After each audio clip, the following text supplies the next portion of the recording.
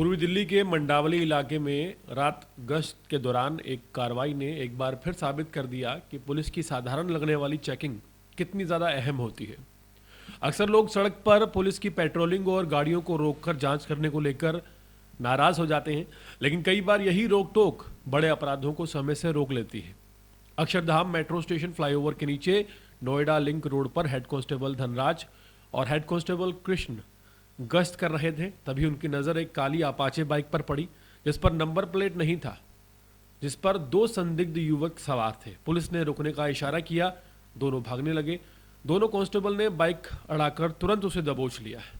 गिरफ्तार किए गए युवक की पहचान बागपत निवासी राशिद 27 वर्ष और गाजियाबाद निवासी मोहसिन 38 वर्ष के रूप में हुई है। पुलिस रिकॉर्ड जांच से ही पता चला कि राशिद कोई सामान्य बदमाश नहीं, बल्कि उसके खिलाफ लूट, छीना झपटी और मारपीट जैसे कुल 21 मामले पहले से दर्ज हैं। वहीं मोहसिन पर भी 2 पुराने मामले सामने आए।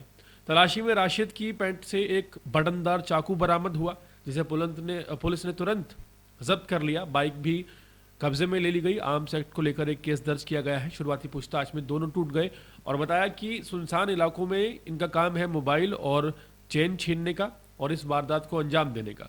राशिद ने आगे बताया कि वो तंदूर की दुकान में मजदूरी करता है, लेकिन ज़्यादा पैसा कमाने के लालच में वो इस राह पर चल पड़ा।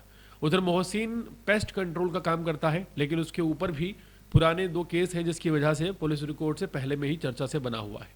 अगर उस रात उन्हें रोका न जाता तो दोनों एक और वारदात को अंजाम देने जा रहे थे। उनके पास से मिला बटनदार चाकू इस इरादे की तरफ इशारा करता है।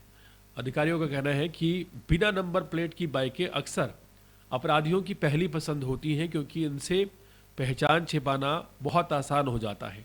इसी वजह से रूटीन चेकिंग और पेट्रोलिंग के दौरान ऐसी गाड़ियों को रोकना आवश्यक हो जाता है और कई बार इसी सतर्कता से बड़ी घटनाएं रुक जाती हैं। गिरफ्तारी के बाद पुलिस ने दोनों आरोपियों को कोर्ट में पेश कर रिमांड की मांग की है, ताकि उनसे पूछताछ की जा सके।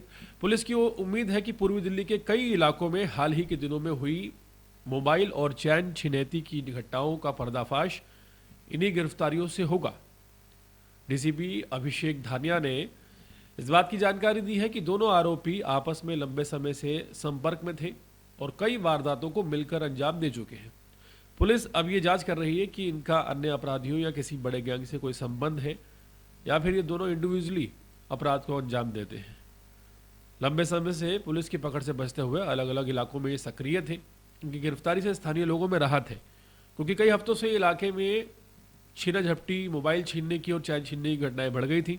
पुलिस का कहना है कि आगे की जांच अगर होती है तो मामले में खुलासे और भी हो सकते हैं और हथियारों की बरामदगी के बाद पुलिस ने एक बार फिर ये दिखा दिया है कि सड़क पर पुलिस की गश्त और अचानक की जाने वाली जो जांचें हैं वो आवश्यक है।